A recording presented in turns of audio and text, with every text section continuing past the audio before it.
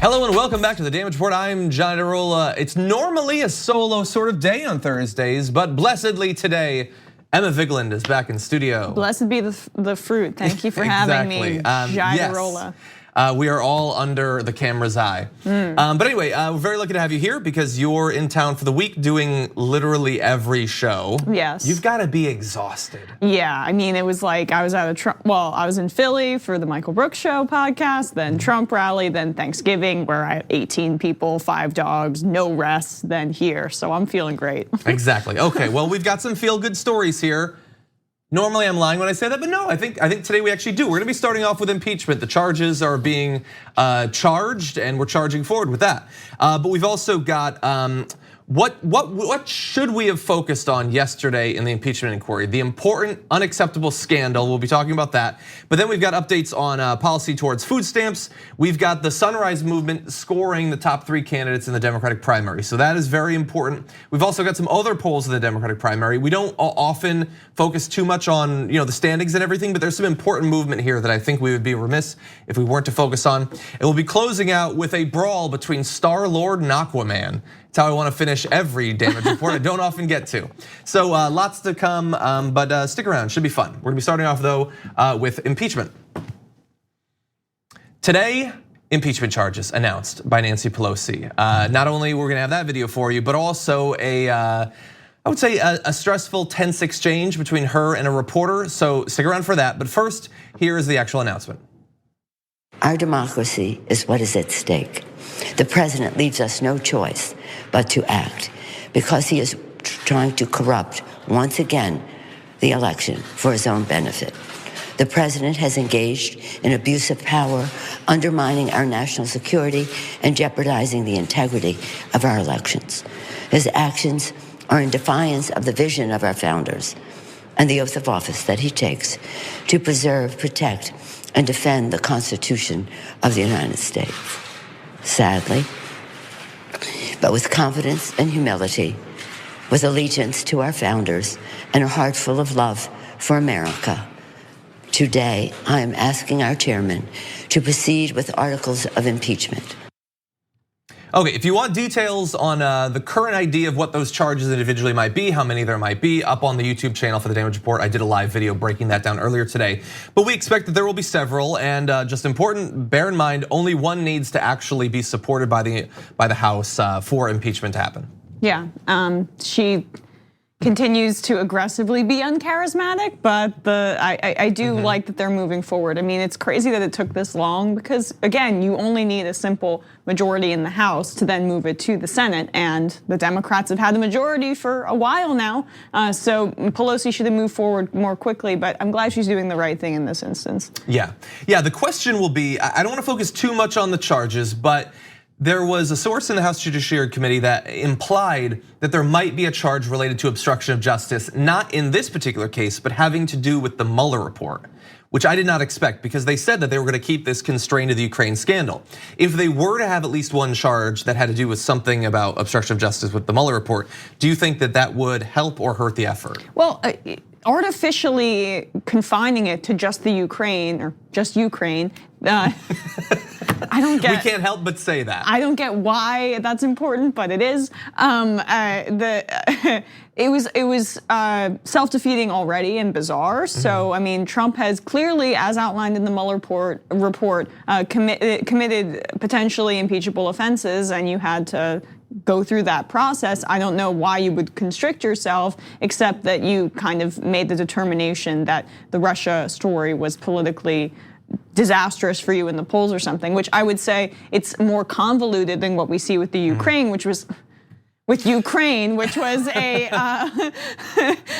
a clear quid pro quo. But so that's, I think, why maybe she tried to make those political machinations, but it still didn't make sense. You have to, if the president is doing something illegal, you have to move forward with looking into those no matter what the political ramifications might be. Exactly.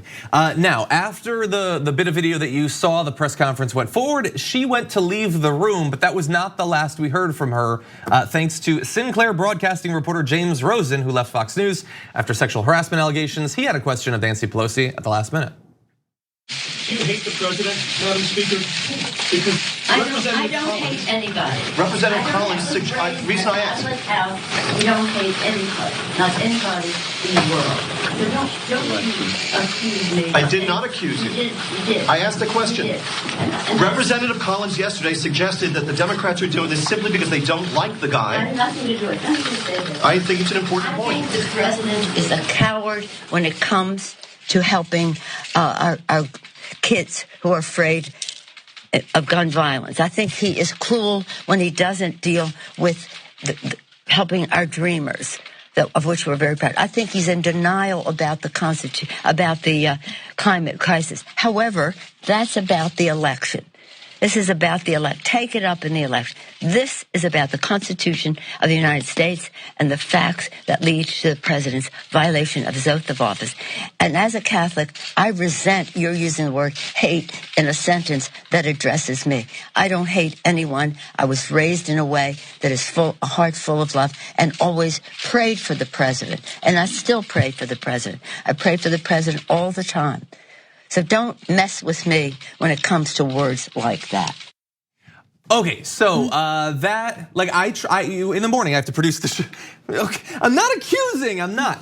In the morning I have to find, like, if I want to have videos to show, I got to find them. So on Twitter, I tried to find videos of Nancy Pelosi announcing the articles of impeachment, and it was difficult because that video was all you could find. Because did you see she melted down? She had a hysterical fit. She was smiling. It was weird, don't get me wrong. It was awkward. I don't really get any of it. She was angry, but like she wasn't like, I will drink the blood of the firstborn. Yeah, she wasn't calling the press like the enemy of the people, yeah, for instance. That's good. Right. Yeah, thank you, John. But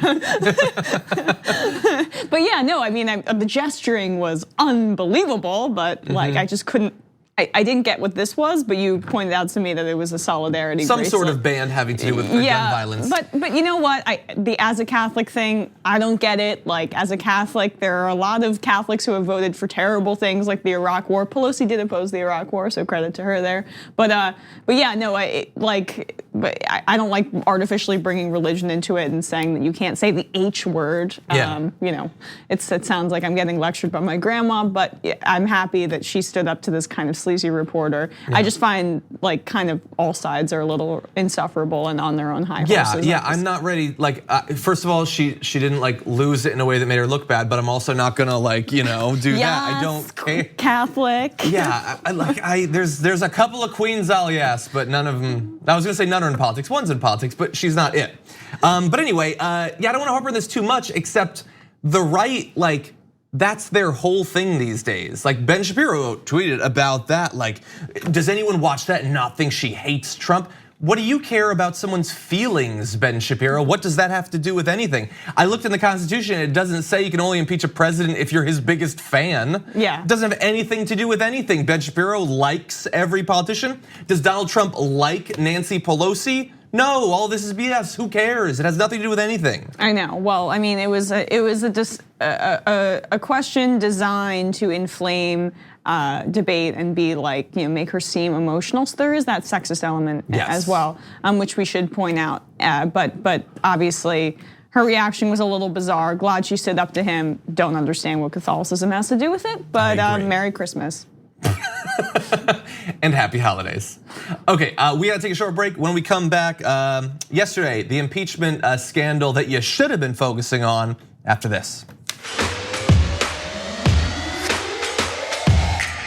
We need to talk about a relatively new show called the Republic, or UNFTR. As a Young Turks fan, you already know that the government, the media, and corporations are constantly peddling lies that serve the interests of the rich and powerful. But now there's a podcast dedicated to unraveling those lies, debunking the conventional wisdom. In each episode of the Republic, or UNFTR, the host delves into a different historical episode or topic that's generally misunderstood or purposely obfuscated by the so-called powers that be, featuring in-depth research, razor-sharp commentary, and just the right amount of vulgarity. The UNFTR podcast takes a sledgehammer to what you thought you knew about some of the nation's most sacred historical cows. But don't just take my word for it. The New York Times described UNFTR as consistently compelling and educational, aiming to challenge conventional wisdom and upend the historical narratives that were taught in school. For as the great philosopher Yoda once put it, you must unlearn what you have learned. And that's true whether you're in Jedi training or you're uprooting and exposing all the propaganda and disinformation you've been fed over the course of your lifetime. So search for UNFDR in your podcast app today and get ready to get informed, angered, and entertained all at the same time.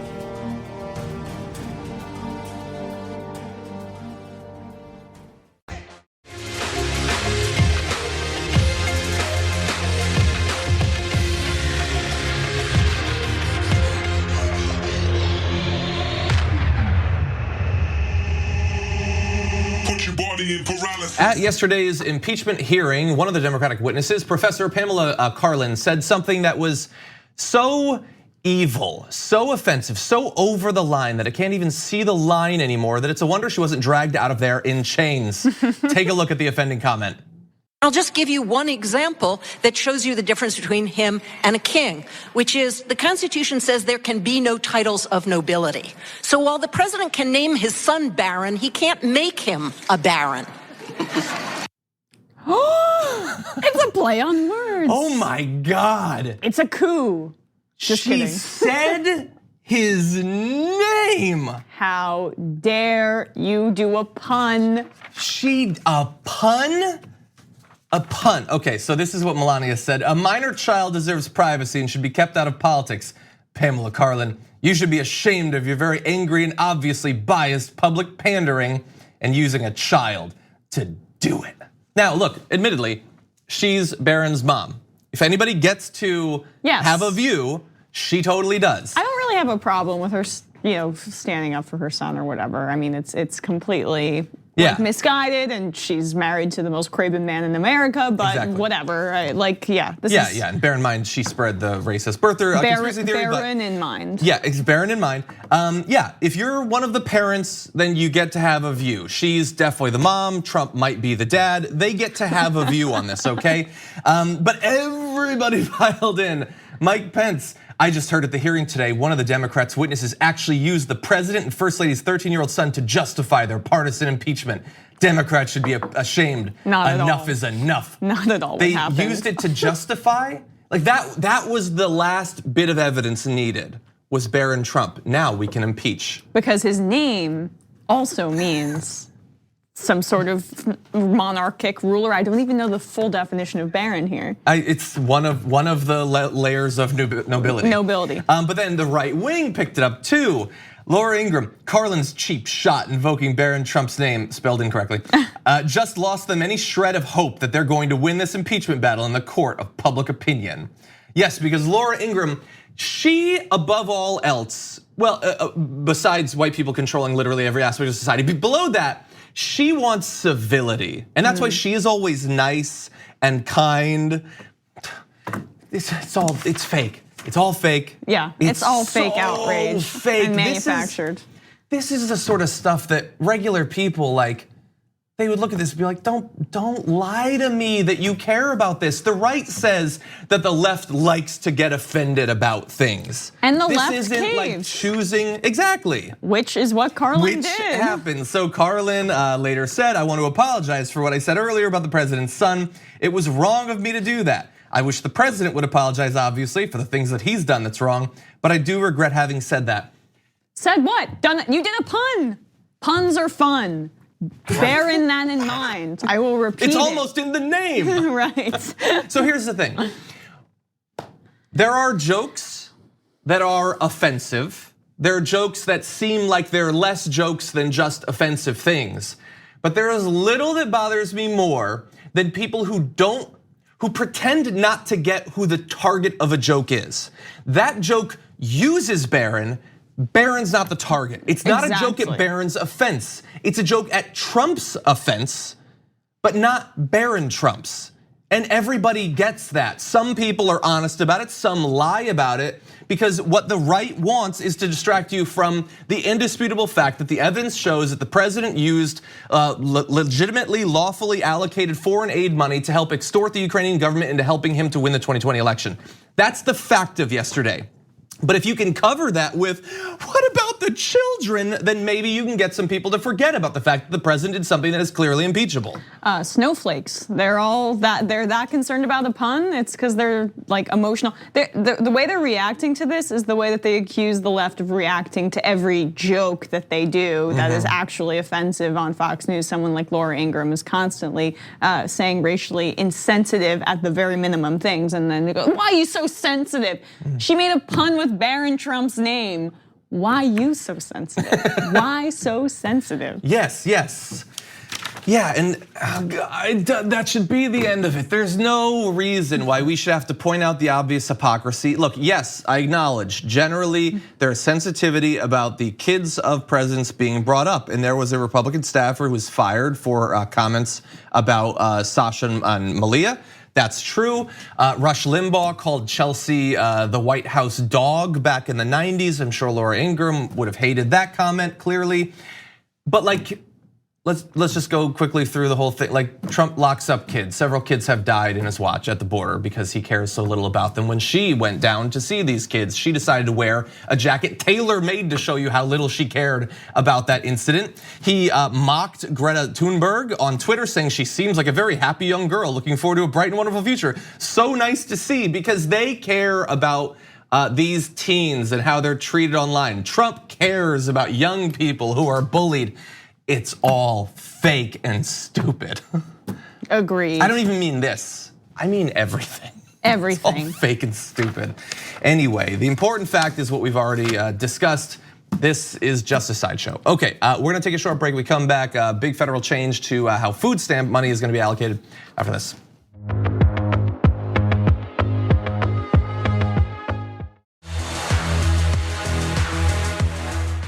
Big change, not surprising considering how cruel the Trump administration has been, but we knew changes were coming to the federal food stamp program, and they are here. The Trump administration, brushing aside literally tens of thousands of protest letters, gave final approval on Wednesday to a rule that will remove nearly 700,000 people from the federal food stamp program by strictly enforcing federal work requirements.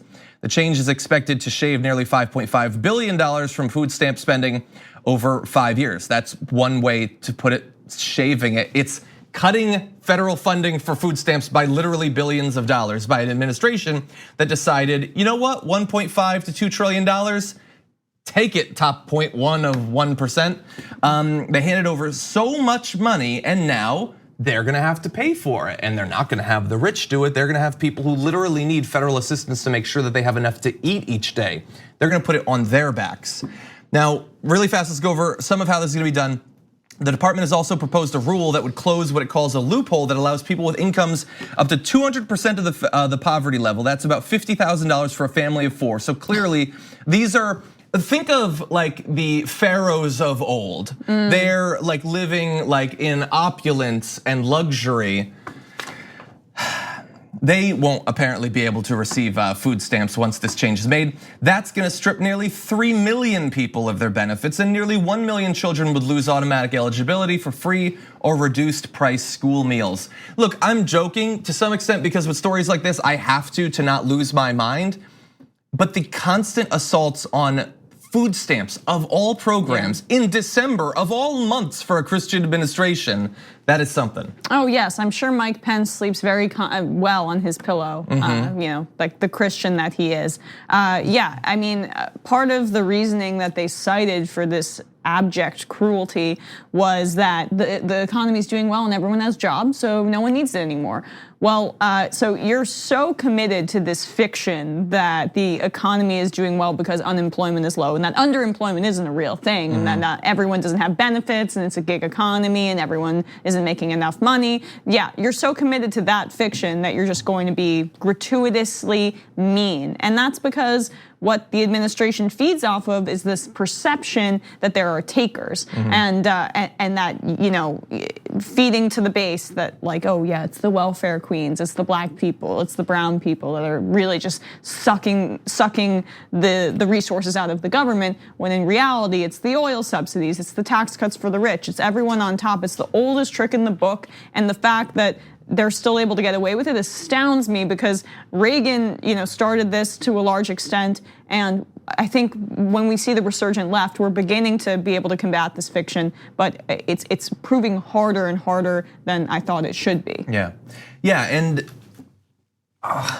like the amount, like this is such a tiny little drop in the additional tax cuts that they just gave. Exactly. The wealthy, let alone previous rounds of tax cuts.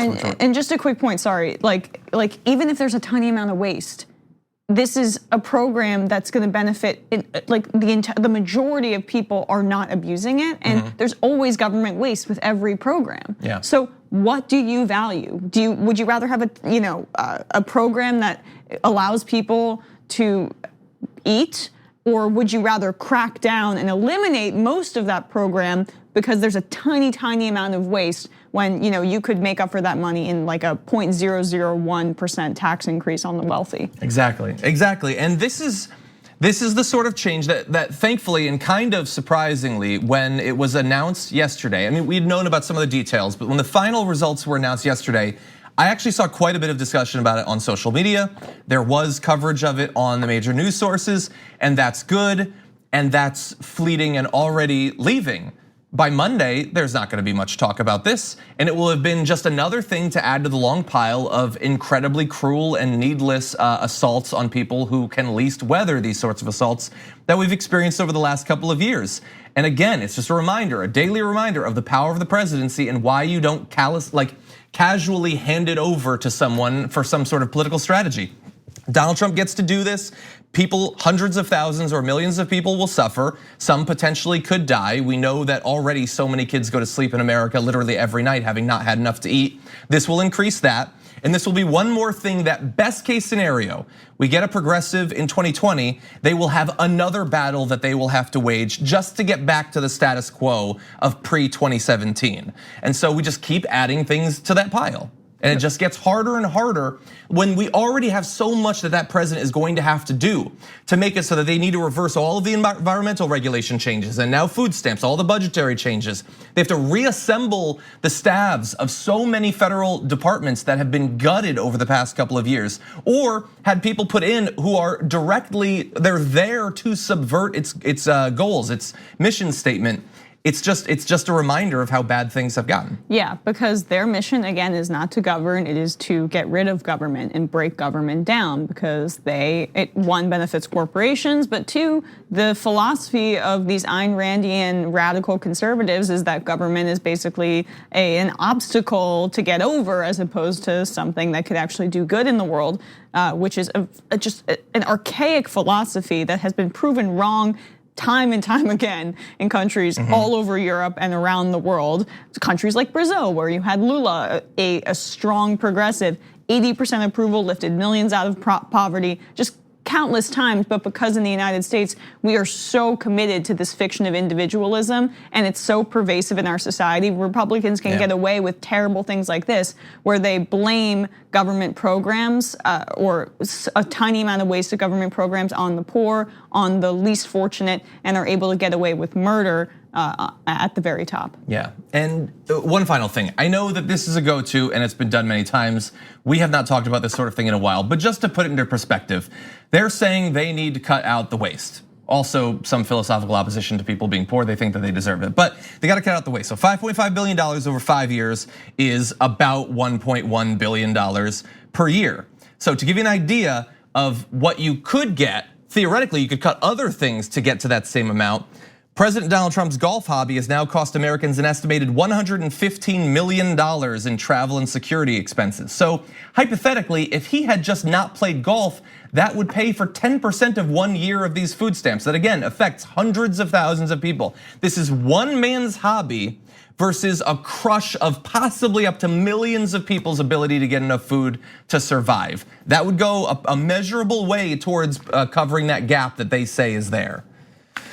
Okay, we're gonna take a short break. When we come back, we're gonna transition into some important polling results, and also the Sunrise Movement has now scored some of the top Democratic candidates. We're gonna give you the results of that after this.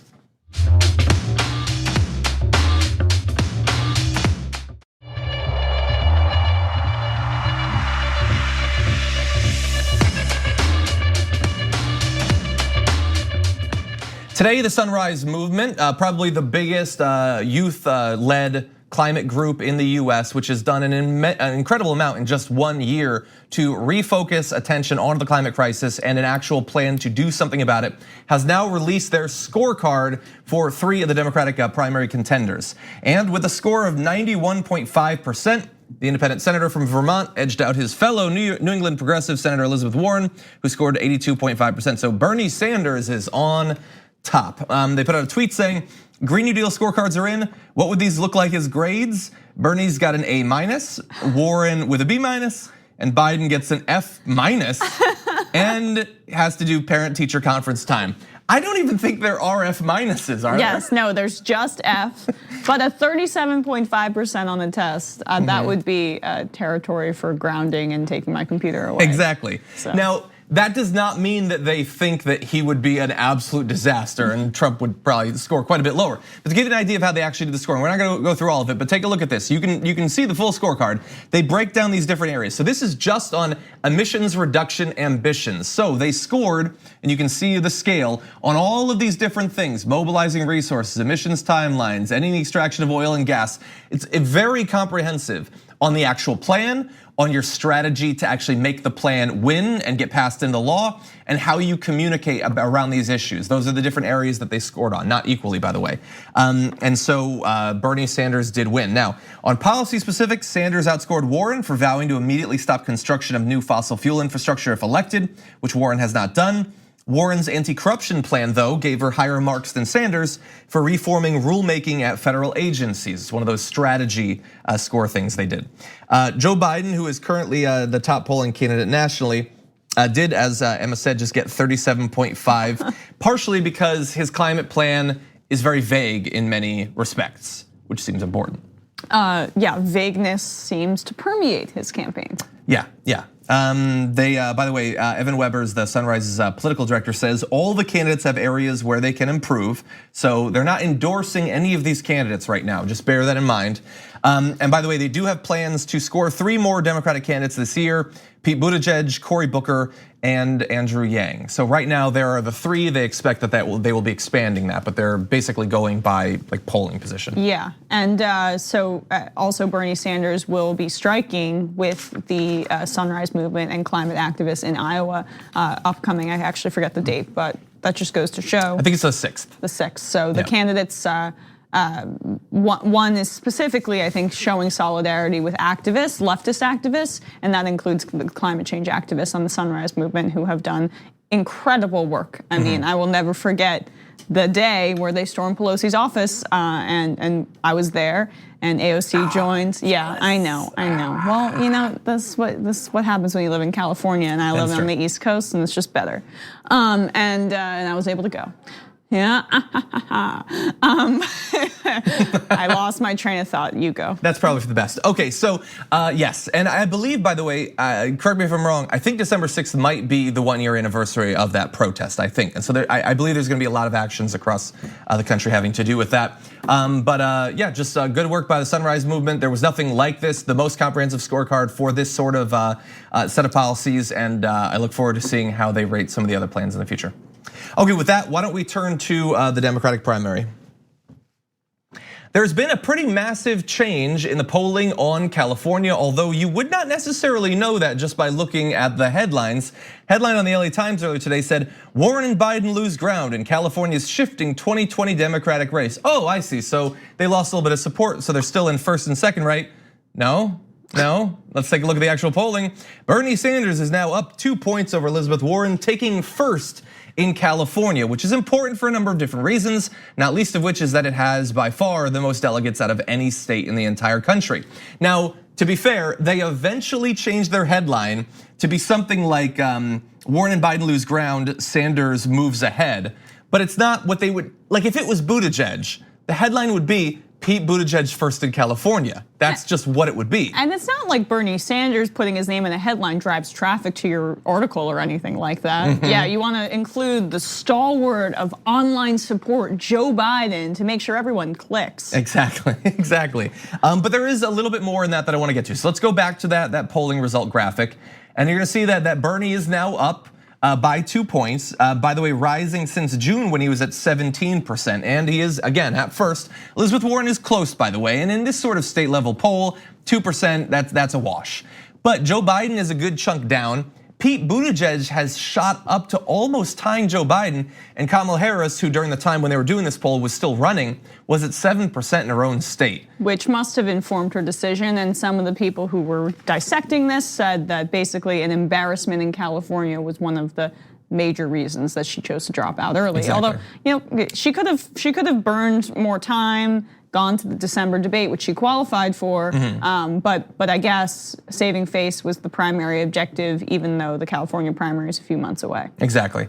And so what I think is important about this is we're all, not all, I will say I am, and a lot of people are looking at the first 4 states. Generally, the first 2 especially, Iowa, New Hampshire, what's gonna happen there? How might that affect the later states? Then you have South Carolina and Nevada. Those are important too. And the people who are leading in those 3rd and 4th states, generally different than 1st and 2nd. Pete Buttigieg is doing really well in Iowa, but once you get into South Carolina, I don't even know if his name is on that list. And so that's important. But the thing is, California used to be way later in the cycle. Now it's been pushed up. It's gonna be part of Super Tuesday.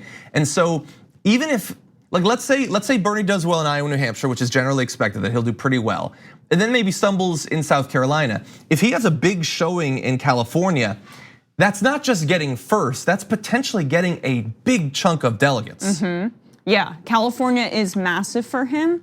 And I do think, look, he's gonna do well in Iowa and New Hampshire. I can't foresee a situation where he's, like at minimum, he'll be in 3rd. At minimum. I mean, those states, specifically New Hampshire, where he won in 2016, and it was very important to his candidacy. I can't foresee a situation where he won't do well, and that sets him up very well going into that now even Super Tuesday, which is going to be significant. Yeah, and by the way, this is just a quick note because we're going to talk a lot more about this next year. But I want to make sure that, especially if this is the first primary that you've been really following on a day-to-day basis. The way that the primary is done on the Democratic side is different than the Republican side. And it's very important how it's different in that the Democratic states their delegates are allocated on a proportional basis. There are some in the Republican side, but the Republicans have a lot of winner take all states, which means that if you win a state, even by just a little bit, it's a big chunk of delegates that you get and maybe nobody else gets any. What happened in the 2016 race was that Bernie did really well in the early states, had a really rough Super Tuesday, and that put him in the hole in a way that was always going to be very difficult to catch up on. It meant that even if he were to win states, it might only gain him a few net delegates each time. And the more that are allocated, the more you have to win the later ones by to catch up. So bear that in mind as we go into this. A lot of people, I think grifters strung people along implying that the rules were different than they are. But that's why it's important to get out ahead early, okay? And to win big. You can't just win. It matters how much you win by. Yes, exactly. And the fact that he didn't do well on Super Tuesday just gave the media an extra excuse to pile on and say that the lead was insurmountable, even as he gained name recognition as it came along, because Super Tuesday happened so early in the primary process. Now that California's been added to it, it's even more important to get out to an early lead. And additionally, back in 2016, they were adding super delegates. The count, those aren't voted on later. The media was adding them on top to make it seem like Sanders, it was like he was down by 900 when it wasn't even the reality. The super delegates vote later. So just something to keep in mind. Yes, a lot of this primary is going to be determined, and the tone that's going to be set is going to be determined quite early on, and California is going to matter a ton. So that's just something that we need to keep in mind. And then just also quickly about Elizabeth Warren, her drop is substantial. Yeah, I mean, she not was just up. in California, but nationally. Although nationally, she had a big lead. She did nationally. Last thing about that, it's all going to be affected by Iowa, New Hampshire, South Carolina. Like the national polls don't mean much. Like Biden's leading, but he's not. I don't think he's going to win Iowa. I don't think he's going to win New Hampshire. He might win South Carolina, what is the next state that is a surefire for him to win? A surefire. I mean, I would have to look. But I don't think any. I can't think of one. Yeah. So just keeping that in mind about his national lead, not to get complacent, but national polls mean little because the wins shift the national polls, and really where it all matters is actually Iowa, New Hampshire. And bear in mind, if it's close after that initial set, then how much money you have to go in last minute, open up a whole bunch of campaign offices, run a bunch of ads is gonna be really important. And we know that for Joe Biden, a guy who doesn't seem set to take off in the beginning, his fundraising went down a ton in the fourth quarter. That is not where you want to be. Because his donors have maxed out. When you only go to rich people, they can only legally donate a certain amount. That's why he's expanded and said, now I will accept super PAC money. When you run a grassroots campaign like Warren and like Sanders and like Warren to a lesser extent, but still very grassroots, they can tap in to small dollar donors who haven't maxed out because they're giving $10, $25 throughout the primary process, and that's a huge advantage to them. So not only does it help with their integrity and their perception with the voters and the fact that they're uncorrupted, but it also helps strategically. Yeah. Let's turn to a slightly different aspect of this, though. What do the voters think about the Democratic primary contenders on individual personality characteristics, electoral characteristics, and the actual positions on the issues? Well, Reuters has some new results, and they think that the best candidate on, for instance, healthcare is, you can see the breakdown right here, 25% say Sanders, 15 Biden, 13 Warren, and it drops from there. Now, that is of course important because healthcare is one of the biggest issues this time around. You also have things like the environment where there Sanders is again, has a 6-point lead over Biden who's in second. There's things like strong progressive. I would be shocked if Sanders didn't win that, but 14% saying that Biden's a strong progressive. So I bring this up because there was another round of poll results like this a couple weeks ago. And on all of the major issue areas at the time that I can remember, Bernie was up, but he wasn't up overall in that same poll. Like the people were like, you know, I think Bernie's best on healthcare. I think he's best on the environment. I think he's best on foreign policy, and I'm going to support Biden. And that I thought was very weird. Because they think we need someone who can defeat Trump, and the fiction that Joe Biden is the best candidate to defeat Trump is pervasive and something that we should be combating every single day in our jobs, because we got to do that, but also you guys. Make it clear that a populist, someone who's actually going to change the system and provides an alternative vision for America as opposed to just Trump bad malarkey, is actually the best candidate to defeat Trump, because that is the reality. Yeah, and look, I want to be fair because I respect you. I'm not going to be one of the people who tries to shield you from any inconvenient truth or whatever. It is not universal that Bernie is winning in this. When you go to what people think who's the best on the economy and jobs, Biden has a 4-point lead there, and that is not a nothing category. That's not a small thing. He's also up by 1 point in immigration, so it's a smaller gap there, but he is first there. But as you pointed out, most likely to beat Trump in the general election, Biden has double what Sanders has there. So people really do think that Biden is the most likely to win. I want to ask you a question. We're in a bubble. Well, you're in a different bubble. You're in the East Coast bubble. Could we be wrong? Is Biden actually the most likely to win the general election? I think we should at least consider it. Should we pull up the image of him sucking on his wife's finger? But that's this is the primary. It doesn't seem to be hurting him when he sucks on fingers. Even if you concede, well, but again, these national polls are artificial. Even if you concede that like a centrist, fine, you want a centrist, that's the best person to defeat Trump. I think that's idiotic, but whatever. His mental faculties are not all there, and I think it's crazy to throw him into the general election is suicide. Well, I just put this out there. If you support a non-Biden candidate, this is important. You can't afford to forget that people still are convinced that he is the most likely to win. Really fast, one other result. College Reaction and Axios released a poll showing that college student support has shifted a little bit. Elizabeth Warren has actually dropped a couple of points there. Bernie Sanders has 22.5% of the college student vote, 7 points higher than back in September. But there is breaking news in the Democratic primary. Joe Biden probably moving into easy street now because John Kerry has endorsed him. Oh, that'll move the needle. I'm kidding. Look, I don't hate John Kerry as much as some people. He's wrong on some pretty important issues. But he was the candidate. Isn't that weird? It seems so like that he's gonna be out on the trail. I don't know what possible effect that could have. Am I wrong? Are there a lot of people who've just been sitting for the past decade and a half thinking, what does Kerry think? You know, I get emails from Biden's campaign all the time, and all they do is talk about all these endorsements he's racking up. Yeah, Like, well, he's getting a lot. One, what is wrong with you? Politicians, even if you're just looking out for your own interests, it's just crazy. But two, like, no one cares. Yeah. No one cares. Yeah. Okay, we're gonna take a short break because we also don't care. But anyway, we're gonna come back, a little bit of fun to close out the show.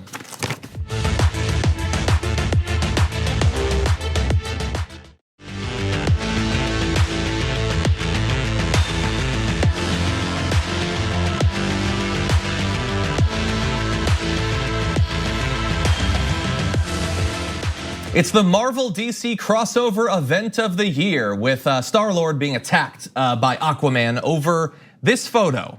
Take a look and see if you can figure out what caused this clash of superheroes. You've got Chris Pratt there. There's a promotional photo for his new thing. Fitness. What do you think it is? It's that he's using a cardio machine and not doing enough free weights. Okay, that's it for the show. I'm kidding, it's not. So Jason Momoa took issue of that Chris Pratt Instagram post and messaged him saying, bro, I love you, but WTF on the water bottle, no single-use plastic, come on. He commented it. He commented it, that's what I mean. Right, Messaged publicly, I guess. Yes. To which Star-Lord responded, Aquaman, you're completely right. He swears that he brings around a big gallon-sized reusable water jug, but if I remember correctly, someone threw that plastic bottle to me in the photo shoot because I didn't know what to do with my hands. My bad. I don't want your home of Atlantis covered in plastic. Hear that, kids? Reduce, reuse, recycle. So obviously they hate each other. Clearly. Yeah, well. They're not, they used to be friends up until this. Yeah, I mean, good exchange, great response by Chris Pratt. Love Jason Momoa, but you know, like. But that's what I'm curious about. It's this a is the little sort annoying. of thing that like I'm assuming like Ben Shapiro's going off about this right now. Yeah. But is Khal Drogo wrong? He's not wrong. I think everyone should do everything they can to reduce their carbon footprint. But at the same time, we do live in a society. We exist in a society. AOC does not bike ride down from Queens to DC, and yeah, like there are instances where things like plastic water bottles are used, and that's because and the reason the onus is on us to reduce our own carbon footprint is because our government isn't doing anything about it. In fact, doing negative things. So I think that you know, we should all do our own part, but the onus is really on the institutional framework, the government itself. I 100% agree. On this, I'm focused much more on the plastic pollution angle in this than the carbon, and I get it. What I think is important is I don't think that Jason Momoa, if he was hanging out with Chris Pratt at his house and Chris Pratt had a bottle, I don't think it would be a big issue. I think it's about the presentation in an official capacity. It's similar to how people had issues with, you know, like movies glorifying like cigarette use or something like that. It's that people look up to these people. Chris Pratt has a lot of people who look up to him, and plastic bottles are a big issue. So if you can pose with it or not pose with it, that's a relatively small change for someone who influences people, I think. Totally, and I see what you're saying, specifically because it was a promotional shoot. I'm not like mad at anyone here. You hate Jason Momoa. Yeah, That's what it is. Khal Drogo. Can I give just a stat or two? Yeah. Just important to make sure that people understand this, because we talk about plastic pollution quite a bit on the Damage Report. Humans buy about 1 million plastic bottles per minute in total.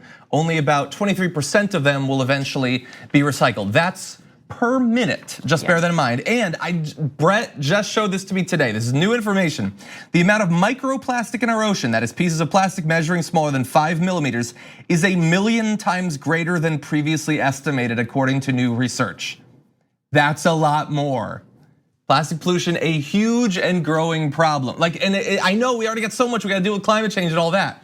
But like I go into our kitchen and I cannot believe how much plastic there is. You can't unwrap a thing without it being plastic. Yeah, it's inordinate and it's insane how much plastic there is, and the fact that we think we're kind of doing a great thing by recycling, and we all should recycle, but the waste is still so over the top, obviously, 1 million times, and there's only so much we can do on an individual level. I agree. With our own processes, and even the institutions that they've created, like recycling, it's not enough. Yeah. Well, thank you, as always, for joining me when you're here. We love having you here. Thank you, everybody, for watching. We got Brett Ehrlich tomorrow, so that should be what it is. Sometimes fun. I'm kidding. But anyway, it should be a lot of fun. We do have a lot more to cover tomorrow, so we will see you early tomorrow.